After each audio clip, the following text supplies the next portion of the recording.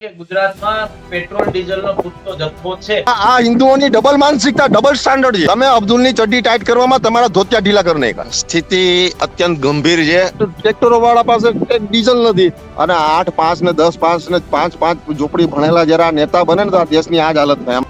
મજા આવે એમ petrol pump વાળા નિયમો બનાવીને ચલાવે છે. એમને ડીઝલ નથી મળતું, એમાં મુસલમાન શું કરે? મુસલમાનોને સબક શીખવાડવાની વાત. તમે હિન્દુઓ પોતે ખતરામાં આવી ગયા. જે ગાડીની 3-4 ની એવરેજ આવતી હોય એમાં તમે 2000 રૂપિયાનું ડીઝલમાં શું થાય? આ યુદ્ધ ચાલતું હતું એને ખ્યાલ નતો કે શું પરિસ્થિતિઓ થવાની છે. ખેડૂત જેને માલિક કહેવાય છે એને મજૂર બનાવવાની સ્થિતિ. ખરેખર તો ખેડૂતો જ નુગરા છે, એના પોતાના પાપ નેડા છે. છેલ્લા 10 વર્ષની ચૂંટણીમાં તમે જે વોટ આપો છો શેના માટે આપો છો? તમે આપો છો હિન્દુ રાષ્ટ્ર બનાવવા માટે. એટલે ખેતી ખતમ થવા જઈ રહી છે. પરંતુ મોટા ભાગના ખેડૂતો ગુજરાતના કે બહાર નીકળતા નથી. તમે જાગો છો ને પથારીમાં મૂત્રો છો કે મોદી નહીં તો ઓર કોણ?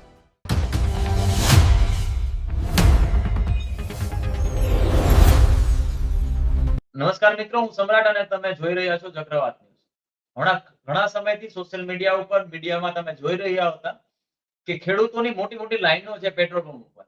આ શા માટે ખેડૂતોની લાઈન છે? એવું કહેવામાં આવતું હતું પહેલા કે આપણી પાસે પેટ્રોલ ડીઝલનો પૂરતો જથ્થો છે, પરંતુ સરકારના આ દાવા પાછળ એવી રીતે ખેડૂતોએ તમાચો માર્યો છે અને ખેડૂતો જ્યારે એના ટ્રેક્ટરો લઈને પેટ્રોલ પંપ ઉપર પહોંચે છે ત્યારે એવી ખબર પડે છે કે અહીં તો પેટ્રોલ કે ડીઝલ છે જ નહીં. અને જ્યારે ડીઝલનો ટાંકો આવે છે ત્યારે ખેડૂતોને ખબર પડે છે કે ટાંકો આવ્યો છે એટલે હવે આપણે જવું જોઈએ. પરંતુ 30-35 કિલોમીટર દૂરથી ખેડૂતો પોતાના ટ્રેક્ટર લઈને આવે છે અને ટ્રેક્ટર લઈને આવે છે ત્યાં સુધીમાં તો ડીઝલ ખતમ થઈ જાય છે. એટલે ટ્રેક્ટરમાં જે ડીઝલ છે એ પણ પૂરું થઈ જાય છે. એટલે આવી પરિસ્થિતિ શા માટે સર્જાય છે? ખેડૂતોનો શું પોઈન્ટ ઓફ વ્યૂ છે અને ખેડૂતો શું માને છે આ બાબતે, અને ખાસ કરીને ખેડૂતોને શું તકલીફો પડી રહી છે આ બાબતે ચર્ચા કરવા માટે આપણી સાથે જોડાયેલા છે ખેડૂત નેતા છે, પોતે ખેતી સાથે જોડાયેલા છે અને આજે સંઘર્ષ ચાલી રહ્યો છે સંઘર્ષને ખૂબ નજીકથી જાણે છે એવા ભાવેશ માખેસણા આપણી સાથે જોડાયા છે. ભાવેશભાઈ, ચક્રવાત ન્યૂઝમાં આપનું સ્વાગત છે. જી શુક્રિયા, ખૂબ આભાર તમારો. ભાવેશભાઈ, જે સ્થિતિ અત્યારે જોવા મળી રહી છે ગુજરાતમાં અનેક જગ્યાએ ખેડૂતો પેટ્રોલ પંપની બહાર લાઈનો લગાવીને ઉભા છે, શું છે સ્થિતિ? સમ્રાટભાઈ, સ્થિતિ અત્યંત ગંભીર છે. હું તમને લાઈવ બતાવી દઉં. અત્યારે ચોમાસાનો 1 મહિનો બાકી છે. 15 જૂનથી આપણે ચોમાસું વાવણી થતી હોય છે. હું અત્યારે વાડીએ જ છું. તમે ખેતર જોઈ લો. અત્યારે સા નાખ્યા વગરના ખેતરો પડ્યા છે. કારણ શું? કારણ એ છે કે જે ખેડૂતો પાસે જે ટ્રેક્ટરમાં જે ડીઝલ જોયું છે એ ડીઝલનો પૂરતો જથ્થો નથી આ લોકો પાસે. કારણ કે ખેડૂતોને જ્યાં સુધી ડીઝલ ન મળે ત્યાં સુધી ખેતી, કારણ કે અત્યારે મોટા ભાગે બળદની ખેતી છે જ નહીં, ટ્રેક્ટર ઉપરથી ખેતી થાય છે. ડીઝલની શોર્ટેજ થવાથી ખેતીમાં જે અત્યારે તૈયાર કરવા માટે જે તકલીફો થઈ રહી છે આ કન્ડિશન બધાની છે. આજુબાજુમાં હજી બધા સા નાખ્યા વગરના ખેતરો પડ્યા છે. નહીં તો અત્યારે સા નખાઈ ગયા હોય, ખાતર પુરાઈ ગયું હોય, બધું થઈ ગયું હોય, પણ હજી આ ડીઝલની કમીને હિસાબે, શોર્ટેજના હિસાબે સા નથી. કારણ કે ટ્રેક્ટરો વાળા પાસે ડીઝલ નથી. એ લોકો કે ટ્રેક્ટર પડ્યું, તમારી પાસે ડીઝલ હોય તો કયો હમણાં આવીને તમારી ખેતી કરી જાઓ. એટલે આ કન્ડિશન છે. ખેતીની પણ તૈયારી નથી કરી શક્યા ખેડૂતો આ શોર્ટેજના હિસાબે. બહુ ભયંકર હાલત ખરાબ છે. જો આમને આ પરિસ્થિતિ રહેશે તો બહુ હાલત ખરાબ થશે. ખેતીમાં પણ આ વર્ષે આ બધી એની અસરો વાવણીમાં પણ દેખાશે. ભાવેશભાઈ, એવું સરકાર એવું કહેતી હતી, પ્રધાનમંત્રી નરેન્દ્ર મોદી હોય કે ગુજરાતમાં નાયબ મુખ્યમંત્રી હર્ષ સંઘવી હોય, સીએમ હોય, તમામ નેતાઓ એવું કહી રહ્યા હતા કે ગુજરાતમાં પેટ્રોલ ડીઝલનો પૂરતો જથ્થો છે. તો આવી સ્થિતિ શા માટે સર્જાઈ? આ બધા નેતાઓને આપણે છેલ્લા 12 વર્ષથી સાંભળીએ છીએ, બરોબર? વાતો મોટી મોટી કરે છે, હકીકતમાં કઈ હોતું નથી. અને 8, 5 ને 10, 5 ને 5 ઝોપડી ભણેલા જરા નેતા બને ને તો આ દેશની આ જ હાલત થાય. આમાં કોઈ નવીન વાત નથી.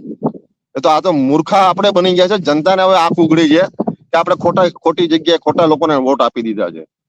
પણ હવે થાય શું?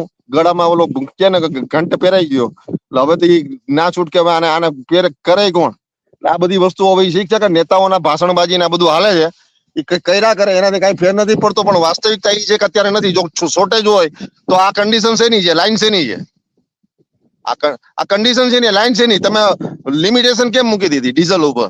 કે તમને 1000 રૂપિયાનું જ મળશે કે 500 રૂપિયાનું જ મળશે અથવા ટાંકી જ ફૂલ કરી અલગ અલગ પેટ્રોલ પંપે અલગ અલગ જગ્યાએ અલગ અલગ જે રીતે એની કન્ડિશન હોય એ પ્રમાણે પોતે નક્કી કરીને ચલાવે છે.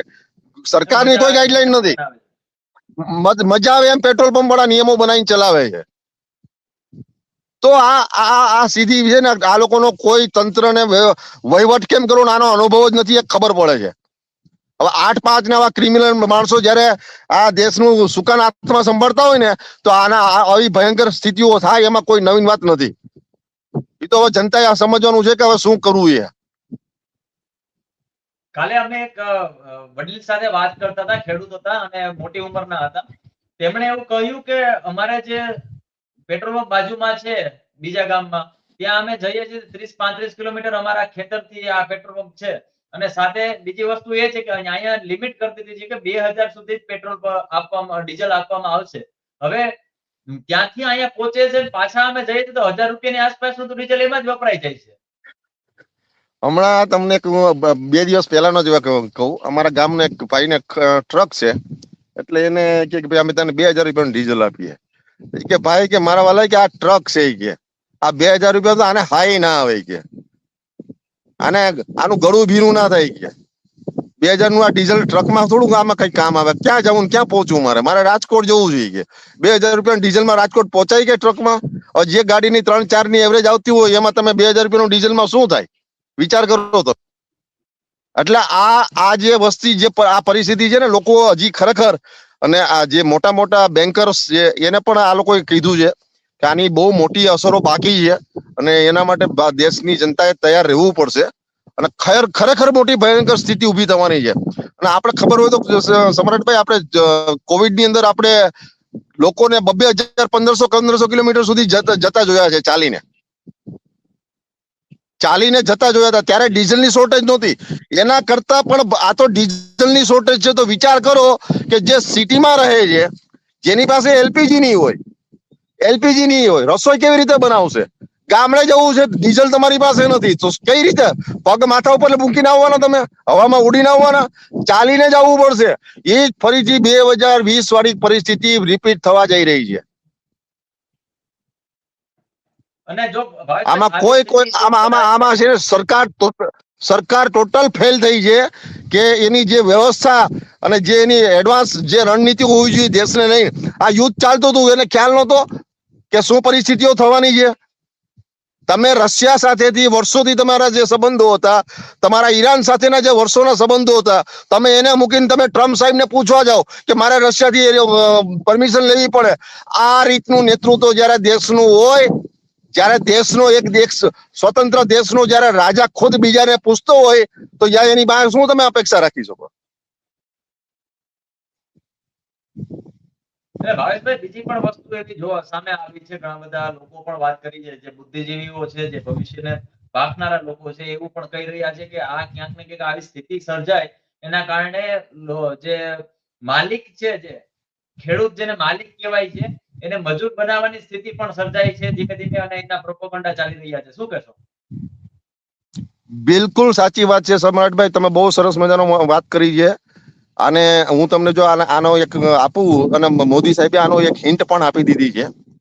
અને નયા વૈશ્વિક ફલક ઉપર વર્લ્ડ ઇકોનોમિક ફોરમ જેવા મોટા મોટા પ્લેટફોર્મ ઉપરથી આ બધી ચર્ચાઓ મોટા મોટા લીડરો આની ચર્ચા કરી રહ્યા છે, જેનું નામ આપ્યું છે નઈ વૈશ્વિક વ્યવસ્થા, ન્યૂ વર્લ્ડ ઓર્ડર.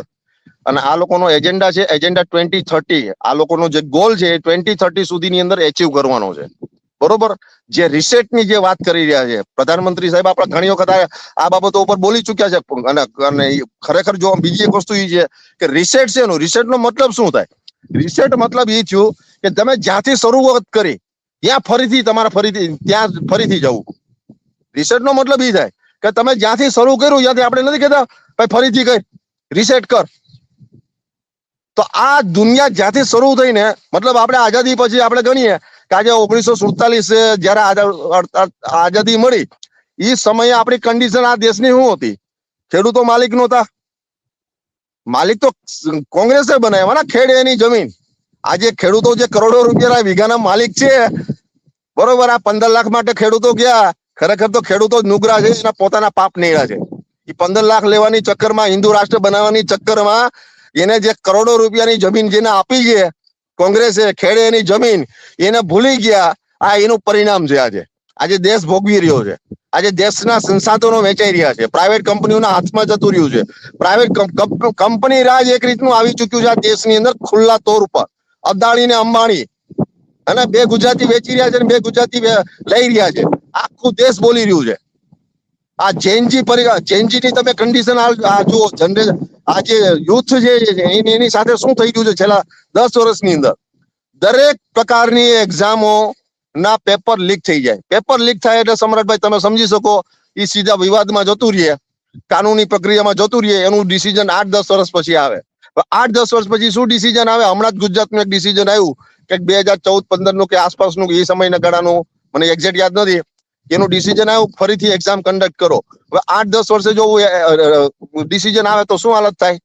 10 વર્ષની અંદર તમારા એજ ના ક્રાઇટેરિયા નવી ફરીથી એક્ઝામ કન્ડક્ટ કરો એટલે તમારી એજ જે 10 વર્ષ પહેલા જે ક્રાઇટેરિયામાં આવતો હોય એ વ્યક્તિ આજની તારીખે એ એજ ના ક્રાઇટેરિયામાંથી બહાર નીકળી જાય. એટલું એનું ભવિષ્ય તો કયું અંધકારમય થઈ ગયું. આ દરેક જગ્યાએ નીટની એક્ઝામના પેપર લીક થયા. અરે સાહેબ, જેને નોકરીઓ જ નથી દેવી એને ખાલી એક જ વસ્તુ જોઈએ છે, પોલીસ, આર્મી તો ખતમ કરી નાખી, પણ પેરામિલિટરી અને પોલીસ જોઈએ છે એને. કેમ? તો જેથી આ દેશની જનતા સડકો ઉપર ઉતરશે તેથી આપણા છોકરાઓને ફરીથી જલિયાવાલા કાંડ જે બાગની જે ઇતિહાસ રિપીટ થયો હતો ને એ ફરીથી આ રિપીટ થવા જઈ રહ્યો છે. કારણ કે કઈ બીજા કોઈ આવારા તો નથી. એ આ ખેડૂતોના છોકરા છે પોલીસમાં કે પેરામિલિટરીમાં. એને જ ઓર્ડર આપશે શૂટ એન્ડ સાઇટ ના. એને જ કંટ્રોલ કરવા માટે કહેવામાં આવશે. એટલે આ આખી જે માયા છે, મેટ્રિક્સ જે ગોઠવેલું છે આ લોકોએ બહુ બુદ્ધિપૂર્વક ગોઠવેલું છે. માણસો આની અંદર ફસાઈ ચુક્યા છે અને આ દેશ જે છે એ જાતિઓમાં, ધર્મમાં, વાળામાં વેચાઈ ગયો છે. આનું પરિણામ નવી પેઢી બહુ ભયંકર રીતે ચૂકવવાની છે. આ લોકોને ખબર નથી પડતી. ખાલી વાતો કરવી છે બીજેપી કોંગ્રેસની, પણ પોલિસી લેવલ ઉપર એની જે અસરો થતી હોય છે એ આ લોકોને ખબર નથી હોતી. દેશની જનતાને એમાં એના પડ્યું નથી. કારણ કે આપણે નેતાઓને પણ ચૂંટીએ છીએ ને તો એની બાહુબલી, એની તાકાત અને એના સોબાજી જે હોય એને પછી એની જે જાતિના મતો હોય એની ઉપર ચૂંટીને મોકલીએ છીએ. આપણે કોઈ સારા એજન્ડા માટે થોડા વોટ આપ્યા છે. છેલ્લા 10 વર્ષની ચૂંટણીમાં તમે જે વોટ આપો છો શેના માટે આપો છો? તમે આપો છો હિન્દુ રાષ્ટ્ર બનાવવા માટે. જાતિ ધર્મને પાકિસ્તાન, નહેરુ, બરોબર, ઇન્ડિયા પાકિસ્તાન એના માટે તમે નહેરુ જે આજે ઓફ થઈ ગયા 50-60-70 વર્ષ થઈ ગયા. આજે પણ નહેરુને યાદ કરીને કે નહેરુ આ કરીને ગયો, નહેરુ આ કરીને ગયો. તો 20 વર્ષ ગુજરાતમાં 30 વર્ષથી તમે જો, સેન્ટરમાં 10-12 વર્ષથી તમે જો, તો તમે શું કર્યું? નહેરુએ તો આ દેશને બનાવ્યો. નહેરુએ તો શૂન્યમાંથી સર્જન કરીને આ દેશને સોંપ્યું અને એટલે તો તમે જો આ વેચી રહ્યા છો દેશને. કોંગ્રેસના સમયમાં જે વસ્તુઓ બની આ દેશને ડેવલપ કરવા માટે, વિકાસ કરવા માટે, એ બધું આ ભાજપ વાળા વેચી રહ્યા છે. કોને વેચી રહ્યા છે? તો કંપનીઓને, પ્રાઇવેટ કંપનીઓના હાથમાં. તો આ દેશની જનતાએ હવે હાલત ખરેખર સમજવાની જરૂર છે કે તમારું નીટની એક્ઝામના જો પેપર લીક થતા હોય, તમારા 10મા 12મા ના નથી થતા, પણ આવી કોઈ પણ નોકરીની જોબની રિક્રુટમેન્ટ હોય એના પેપર લીક થાય, અથવા તો કોઈ તમારે જયારે સારી એજ્યુકેશન માટેની કોઈ એક્ઝામ આપવાની એના પેપર લીક થાય. એનો મતલબ એ છે કે આ લોકો હવે ઈચ્છતા જ નથી કે તમને કોઈ નોકરી, તમે ભણો તો તમે નોકરીની ડિમાન્ડ કરો ને, તો તમે સરકાર પાસે માગો ને. તમે ભણો હવે આને સ્કૂલો તમે જોઈ લો, છેલ્લા 2 વર્ષમાં યુપી ગુજરાતમાં કેટલી સ્કૂલો બંધ થઈ છે. કારણ શું? પ્રાઇવેટીકરણ કરી નાખ્યું છે. આવક તમારી પાસે રહી નથી. આર્ટિફિશિયલ ઇન્ટેલિજન્સ ઉપર દુનિયા શિફ્ટ થઈ રહી છે. માણસોને મેન પાવરની જરૂર જ નથી આ લોકોને. હવે મેન પાવરની જરૂર ના હોય તો જે ફાલતુમાં જે માણસો વધે એ ઉપદ્રવ મચાવે. એટલે એને શું કર્યું? ડિપોપ્યુલેશન ના એજન્ડા. અને આ લોકો ઓપનલી વાત કરે છે 2005 થી કે વિશ્વને ડિપોપ્યુલેશન, વસ્તી વધારો થઈ ગયો છે, આને ઘટાડવી જરૂરી છે. અને અત્યારે તમે જોઈ લો, આપણા સુપ્રીમ કોર્ટના જજે એક સ્ટેટમેન્ટ આપ્યું કે યુવાઓ કોકરોચ કીટ બની ગયા છે, એના માટે માથાનો દુખાવો બની ગયા છે. અરે ભાઈ, તમે રોજગાર આપો તો એના કામમાં જોડો, પણ તમારી પાસે રોજગાર નથી એટલે માથાનો દુખાવો બની ગયા. એટલે જ્યારે માથાનો દુખાવો વધે ને તો એને શું કર્યા આ લોકો? એને ખતમ કરવાના પ્લાનિંગ સાથે. એટલે તો તમને કોવિડ વેક્સિનો આપી. બરોબર, આ જ સરકારે કોવિડ વેક્સિન માટે બહુ પ્રચાર પ્રસાર કર્યા. લોકોને ટ્રાવેલ કરવા નહોતા દીધા, લોકોને ઓફિસની અંદર પરમિશન નહોતી મળતી જવા માટેની. છેલ્લે શું પરિણામ જજમેન્ટ આવ્યું કે અમે ક્યાં મેન્ડેટરી કર્યું હતું, અમે ક્યાં ફરજિયાત કર્યું હતું, અમે ફરજિયાત નહોતું કર્યું. તો ફરજિયાત નહોતું કર્યું તો તમે કયા કયા કયા એવા લોના આધીન તમે લોકોને રોકતા હતા, ટ્રાવેલ કરતા, તમે ઓફિસોમાં જતા, ફરજિયાત તમે વેક્સિન અપાવી.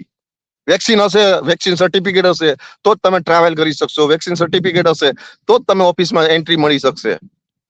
લોકોને ના છૂટકે લેવું પડ્યું. લોકોને પેન્શન જોતું હશે તો વેક્સિન સર્ટિફિકેટ જોશે. અને છેલ્લે સરકારે જયારે સાઈડ ઇફેક્ટ આવી, લોકોમાં હાહાકાર મચી ગયો, યુથ સડન કોલેપ્સ થવા માંડ્યા છે, પડવા માંડ્યા છે, લોકોમાં કેન્સરના કેસીસ વધી ગયા છે 5 વર્ષમાં, એના લોકોના મલ્ટિપલ ઓર્ગન ફેલ થઈ ગયા છે, સ્કિન ડિસીઝ થઈ રહી છે, કન્સીવ નથી કરી શકતી લેડીઝો, અને પુરુષોની અંદર ફર્ટિલિટી રેટ ડાઉન થઈ ચુક્યા છે. બરોબર, આના જવાબદાર કોણ? આ ઉપર બેઠેલા જે મોટા આકાઓ બેઠા છે ને, માસ જીનોસાઇડના જવાબદાર લોકો છે. આમાંથી કોઈ બચ્યું નથી. આ જે તંત્ર જેની ગુલામી કરી રહ્યું છે, પછી પોલીસ ખાતું હોય કે એડમિનિસ્ટ્રેશન ડિપાર્ટમેન્ટ બેઠેલા જેટલા બી ક્લાસ 1 ક્લાસ 2 ઓફિસરો છે ને, એની પણ જિંદગી દાવ પર લાગી ચૂકી છે. અને એ લોકોને ખબર છે કે શું થવા જઈ રહ્યું છે, શું થઈ રહ્યું છે. એ પણ આમાંથી બાકાત નથી. સાહેબ, આ જે એડવાન્સમાં બીજા પેન્ડેમિક ની વાત કરી રહી છે, એડવાન્સના બીજા પેન્ડેમિક, બીજું પેન્ડેમિક શેનું આવવાનું છે? અરે આ લોકો બધું pre plan, everything is plan, not pandemic, is a plandemic. આ બધું પ્લાન થી કરી રહ્યા છે. અત્યારે ખાસ કરીને ખેડૂતોની જે સ્થિતિ છે, એ સ્થિતિ જો આવી રહી તો આગળના સમયમાં શું ખેતીમાં નુકસાન આવી શકે છે, ખેડૂતોના આર્થિક રીતે શું નુકસાન આવી શકે છે, અને બીજા નુકસાન શું છે? તમને સમ્રાટભાઈ, હું છેલ્લા 10-12 વર્ષની આપણે વાત કરીએ કે 2012-13 મગફળીનો ભાવ પણ આજે 1300-1400 રૂપિયા જેવો હતો, 1200-1300 રૂપિયા. કપાસનો ભાવ 1500 રૂપિયા હતા 2012-13 ની વાત કરું છું. આજે એના 13 વર્ષ થઈ ગયા. આજે કપાસના ભાવ 1800 રૂપિયા છે, 1900 રૂપિયાની આસપાસ છે. મગફળીનો ભાવ પણ એટલો 1300-1400 રૂપિયાની આજુબાજુ છે. ત્યારે ડીએપી થેલી 600 રૂપિયામાં મળતી હતી, આજે ઈ ડીએપી થેલી 1800 રૂપિયામાં મળે છે. 3 ગણી મોંઘવારી વધી ગઈ. ત્યારે લેબર છે એ 200 રૂપિયામાં આવતા હતા, 250 રૂપિયામાં આવતા હતા આખો દિવસ, આજે 500 રૂપિયામાં આવે છે. તો ખેડૂત તો ઓલરેડી ખતમ થઈ રહ્યો છે, અને બહુ વ્યવસ્થિત રીતે પ્લાનિંગ સાથે થઈ રહ્યો છે. ખાલી આ લોકો વાયદા બતાવે છે, મોટા મોટા સપનાઓ બતાવે છે. વાસ્તવિકતા આનાથી ઊંધી છે. ખેડૂત આ 2022માં ખેડૂતોની આવક ડબલ કરવાની જગ્યાએ આ લોકોએ ખાલી પોતાના મળતિયાઓના કામ ડબલ કર્યા છે. એ લોકોની આવક ડબલ કરી છે. ખેડૂતોની આવક ખીચામાંથી કાઢીને એ લોકોએ એના મળતિયાઓને પૈસા આપ્યા છે. એટલે ખેતી ખતમ થવા જઈ રહી છે, અને બહુ સિસ્ટમેટિક તરીકે થઈ રહી છે. અને આ વસ્તુ કોઈને કહીને સ્લો પોઈઝન કોઈને ખ્યાલ ના મને શું થઈ રહ્યું છે. આ ઈ કન્ડિશન ઉપર આ દેશ જતો રહ્યો છે. અને ઓલરેડી 2020 ની અંદર જયારે પંજાબ હરિયાણાના ખેડૂતો આંદોલનમાં બેઠા હતા, 700 કિસાનોએ આહુતિ આપી હતી. શું કરવા આપી હતી? એ આખા ભારત દેશના ખેડૂતોની લડાઈ લડતા હતા. એ 3 કાનૂન જે લઈ આવ્યા હતા ને, એ જ કોર્પોરેટ કંપનીઓના રાજના કાનૂનો હતા. આજે ઈ કાનૂન પાછા લઈ લીધા, પણ એની જગ્યા multi state level cooperative bill લઈને આવ્યા છે. એના કરતા ભયંકર ખરાબ છે. દુઃખની વાત પણ એ છે કે ગુજરાતમાં એ સમયે પણ ગણ્યા ગાંઠ્યા ખેડૂતો, તમારા જેવા ખેડૂતો ત્યાં પહોંચ્યા હતા, પરંતુ મોટા ભાગના ખેડૂતો ગુજરાતના કે બહાર નીકળતા જ નથી. આ પણ એનું બહુ સાચી વાત કરી છે કે ઓલી કહેવત છે ને કે જ્યાં સુધી તમારા પેટ ઉપર લાત ન પડે ને ત્યાં સુધી તમને ખબર ન પડે. જ્યાં સુધી તમારા પેટમાં ભૂખ ના લાગે ને, તમારા પેટ ઉપર કે તમારા દરવાજે આવીને તમને ટકોરા ના મારે ને ત્યાં સુધી એ ખબર ના પડે. આ ઓલું શું છે કે સાહેબ, ભગતસિંહ બધાને ગમે છે, પણ બાજુવાળાના ઘરમાં પેદા થાય ત્યારે ઈ ગમે, પણ પોતાના ઘરમાં પેદા થાય તો ના ગમે. આ એના જેવી વાતું છે. એટલે તકલીફ આવે છે, બધા જુએ છે, જાગે છે. ઓલી કહેવત છે ને કે તમે જાગો છો ને પથારીમાં મૂત્રો છો. આ એના જેવી કન્ડિશન કે ખેડૂતોને ખબર છે, પણ એ વાત એ છે કે ભાઈ તો આના સિવાય લોકોને માનસિક રીતે ઠોસી બેસાડી દેવામાં આવ્યું છે કે મોદી નહીં તો ઓર કોણ. અરે 140 કરોડની આ દેશ છે, એની અંદર હું આના કરતા સારા નેતાઓ છે, સારા લોકો છે, પણ એક લોકોની માનસિકતામાં બેહાડી દેવામાં આવ્યું છે કે કોંગ્રેસમાં કઈ દમ જ નથી. અને નવી પેઢીએ તો, ગુજરાતની નવી પેઢીએ તો કોંગ્રેસનું રાજ શું છે એ ખબર જ નથી. એને તો હિન્દુ રાષ્ટ્ર અને હિન્દુ મુસ્લિમ જ દેખાણું છે. ભાઈ આજે તમારા ઘરમાં હું તમને કહું છું કે તમને ભાવ નથી મળતા, એમાં મુસલમાન શું કરે? તમને ડીઝલ નથી મળતું, એમાં મુસલમાન શું કરે? તમારા છોકરાઓ બીમાર પડ્યા, કોવિડ વેક્સિન લેવાનું છે ને, અને પાછા માનસિકતા જો અહીંથી એ લોકોને ઈરાન, ઈરાક એ બાજુ મિડલ ક્લબમાં જઈને નોકરી કરવામાં કોઈ તકલીફ નથી એને. અહીંયા આવે તો એ વખાણ કરે કે ભાઈ ત્યાં જેવા કાયદા કાનૂન નહીં, ત્યાં જેવી સેફટી નહીં. આ હિન્દુઓની ડબલ માનસિકતા, ડબલ સ્ટાન્ડર્ડ છે. તમે મિડલ ઈસ્ટમાં નોકરી કરો તો તમે ત્યાંના વખાણ કરો છો કે કોઈ તમારી વસ્તુ મૂકી દો, કોઈ ચોરી ના કરે, કોઈ છેડતી ના કરે. અને અહીંયા તમે શું કરો છો? તમે અબ્દુલની ચડ્ડી ટાઈટ કરવામાં તમારા ધોતિયા ઢીલા કરી નાખ્યા. તમે મુસલમાનોને સબક શીખવાડવાની વાત, તમે હિન્દુઓ પોતે ખતરામાં આવી ગયા. આ લોકો જે નારો આપ્યો હતો ને, હિન્દુ ખતરે મેં, એ ખતરે મેં નારો નહોતો, એ તમને અલ્ટિમેટમ હતી, ચેતવણી હતી. અને આ લોકો દરેક વસ્તુઓ બોલીને કરે છે. પહેલા એડવાન્સમાં બોલે છે, પછી કરે છે. એની પાછળ કર્મનો સિદ્ધાંત છે.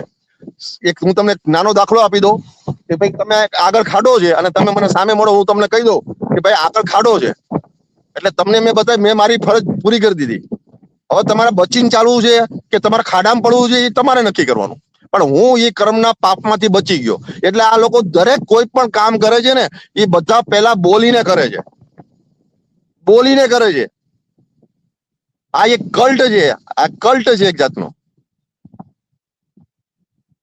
એટલે આવનારા અને તોય સમયમાં હવે શું થાય છે અને આ જે સ્થિતિ અત્યારે સર્જાણી છે, અને ખાસ કરીને ખેડૂતો, સામાન્ય જનતા છે, એ પીસાઈ રહી છે. ભાવેશભાઈ, તમે ચક્રવાતમાં જોડાયા એ બદલ ખૂબ ખૂબ આભાર. અને તમે જે વાત કરી છે ખરેખર વિચારવા જેવી છે લોકોએ. અને અત્યારે જે સ્થિતિ થઈ રહી છે, કદાચ આ સ્થિતિ લગાતાર આવી રહેશે તો ખેડૂતોને પોતાની ખેતી કરવા માટે અથવા ખેતી ટકાવી રાખવા માટે પણ સાંસા પડી જાય એવી સ્થિતિ સર્જાણી છે. ભાવેશભાઈ, ખૂબ ખૂબ આભાર આપનો. તો આ હતા ભાવેશભાઈ માખેસરા, જેઓ ખેડૂત આગેવાન પણ છે અને ખેડૂતોના પ્રશ્ને હંમેશા લડતા આવ્યા છે. અને જે રીતે તેમણે વાત કરી છે કે ખેડૂતોની અત્યારે સ્થિતિ શું થઈ રહી છે, જેટલા પણ ગુજરાતના ઘણા બધા, ખાસ કરીને સૌરાષ્ટ્રના જે પણ પેટ્રોલ પંપ છે, ત્યાં ખેડૂતો લાઈનો લગાવીને બેઠા છે, એ ડીઝલની રાહ જોઈ રહ્યા છે. અને વાવણીનો સમય માથે છે, પરંતુ ડીઝલ ન હોવાને કારણે ક્યાંક ને ક્યાંક ફરીથી પાછું એને ગાડા સુધી પહોંચવું પડે એવી સ્થિતિ સર્જાઈ રહી છે. આ બાબતે તમારું શું માનવું છે, કોમેન્ટ બોક્સમાં ચોક્કસથી જણાવજો. જો વિડીયો પસંદ આવ્યો હોય તો લાઈક, શેર અને ચેનલને સબસ્ક્રાઇબ જરૂરથી કરજો. નમસ્કાર.